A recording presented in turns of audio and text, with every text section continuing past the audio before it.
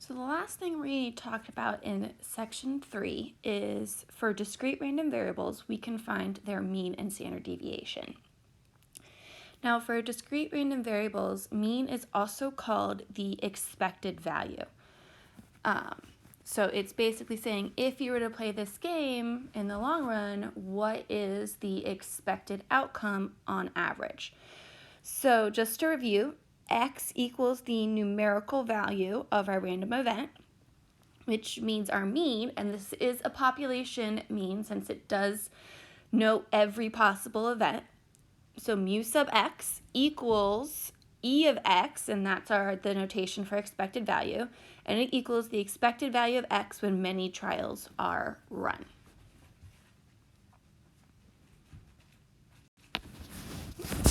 So we talk about how to find the mean. We take each possible value and multiply it by its probability and add all the products.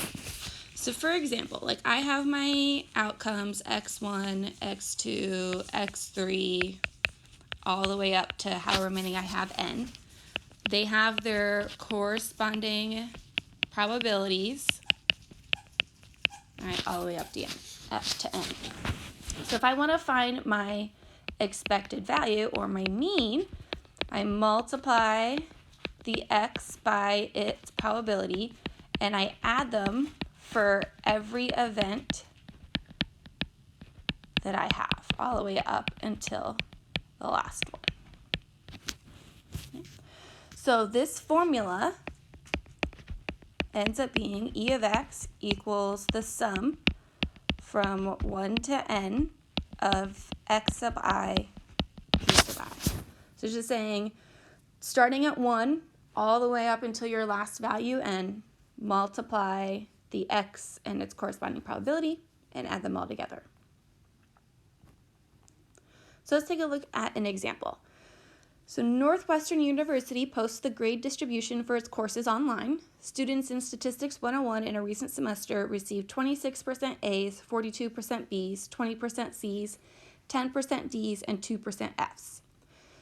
Suppose we choose a Statistics 101 student at random. The student's grade on a 4-point scale with A equaling 4 is a discrete random variable x with this probability distribution. So for our distribution, we have x and p of x, and our grade letter starting with A. So A is going to be a 4, B is a 3, C is a 2, D is a 1, and an F is a 0. And then their corresponding probabilities as decimals, so 0.26, 0.42, 0.20, 0.10, 0.02. Now we want to find some probabilities. So we want to say in words what the meaning of p of x greater than or equal to 3 is, and then we actually want to find that probability. So our numerical values correspond to letter grades. So it's saying what's the probability of earning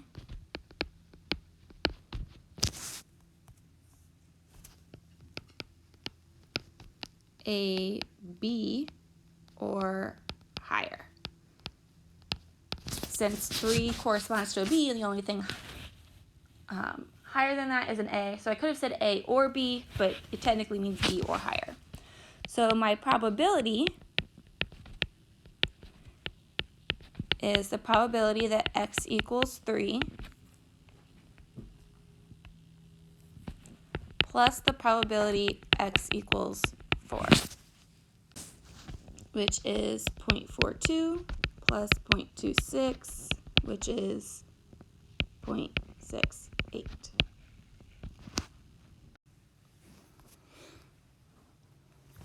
Okay. Next, we want to write the event the student got a grade worse than C in terms of values of the random variable x, and then find its probability. So there's actually 2 ways we can write this. So a C corresponds to a 2. So anything worse than a C is anything less than 2, which ends up everything less than 2 is when x equals 0, and when x equals 1, which means another way we could have written this is the probability x is less than or equal to 1, because it would have resulted in the same thing,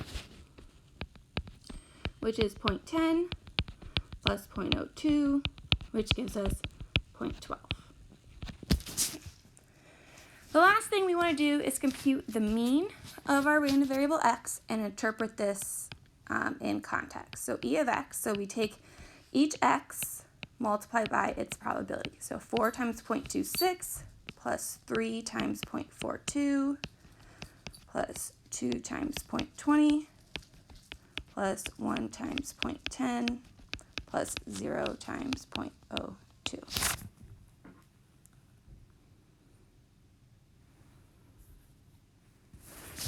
Which is going to give us 2.8. So this tells us that in the long run, we can expect a student to earn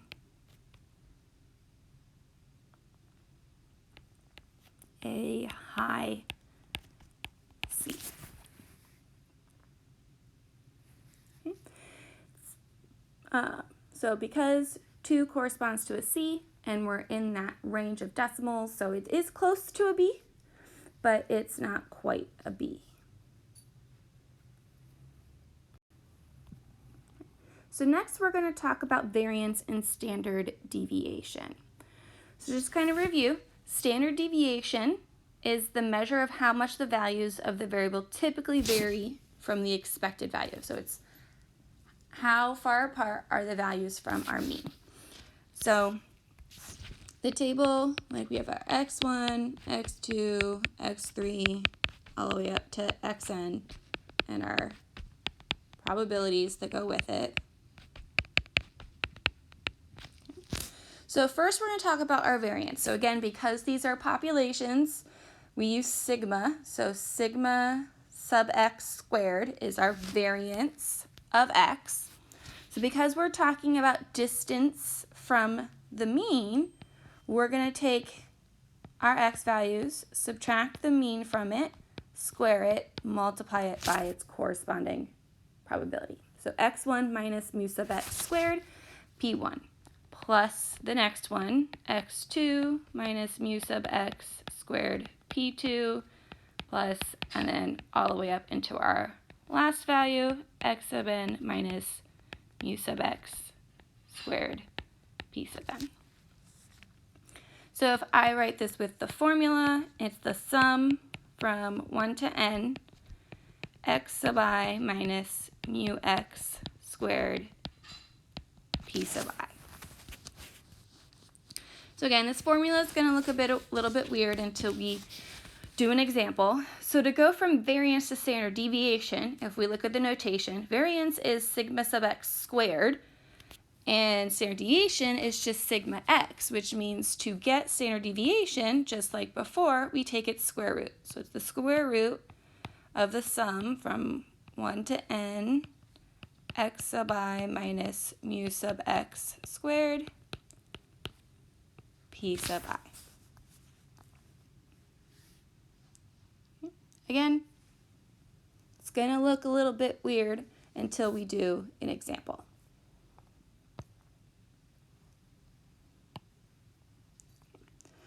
So next we have the daily lottery costs $1 to play. You pick a 3-digit number. If you win $500. Find the expected value of the lottery and the standard deviation. So in this case, x is going to equal the winnings. All right? Because our variable isn't defined for us, we have to define it. So we only have 2 outcomes. You either win or you lose. So if you lose, you're out $1. So your expected winnings are -1. If you win, you don't have $500 because it cost you $1 to play. You actually have $499. Okay. Next, we have to find the probability. So we're dealing with the lottery, 3-digit number. Only one of them can win. and there are 1,000 three-digit numbers. So winning is 1 over 1,000, which means losing is every other number, 999 out of 1,000. So for the expected value, we'll have -1 times 999 over 1,000 plus 499 times 1 over 1,000, which gives us an expected outcome of -0.5. So in the long run, you're expected to lose 50 cents playing this lottery. So now we want to find our standard deviation. So it's the square root. Then we take our outcome, -1, subtract our mean, -0.5, squared times its probability, okay, plus our second outcome, 499, minus the mean, -0.5, squared times 1 over 1,000. Which is going to give us a standard deviation of 15.8, which makes sense. Since our only two outcomes are -1 or 499, we're going to have a larger standard deviation. So that means I'm expected to win anything from like -$16 all the way up to potentially 15 if you think in terms of distance from our mean, -0.5. So not expected to win a whole lot of money. Even if you do play the game a lot. Last example, we have a pair of dice that is rolled, and depending on the sum of the dots on both dice, Cole can win or lose money as shown in the following chart. So we want to know, should Cole play the game, and explain our answer. So we're trying to figure this out. We are going to create a probability distribution and then find the expected value. Because if the expected outcome is a high positive number, then great, Cole should play the game. Okay. So again, we have our winnings. So we can win $6, we can lose $4, we can win 7, we can win 5, or we can lose 1. So those are our outcomes X, our possible winnings. So again, X is our winnings again. Now we have to do our probability. So you have to think back to the chart from our notes in section 2 where we had the table of all of the outcomes of 2 dice and then you add the sum of the dots. So a 6, 8, or a 9, there's 5 ways to get 6, 5 ways to get 8, and 4 ways to get 9. So that's 14 out of 36. 2, 4, or 5, there's 1 way to get 2, 3 ways to get 4, 4 ways to get 5, which is going to be 8 out of 36. A 10, there are 3 ways to get a 10, so that's 3 out of 36. 3 or a 12, there's 2 ways to roll a 3, 1 way to roll a 12, so that's also 3 out of 36. And then lastly, 7 or 11. So there's 6 ways to roll a 7, and there's 2 ways to roll an 11, so 8 out of 36 again. So now my expected value, 6 times 14 over 36 plus -4 times 8 over 36 plus 7 times 3 over 36 plus 5 times 3 over 36 plus -1 times 8 over 36. Okay. Which, if you plug into a calculator, is going to give you $2.22. It's actually 0.2 repeating, but considering we're talking about winnings here, we're only going to round 2 decimal places. So now, should Cole play the game?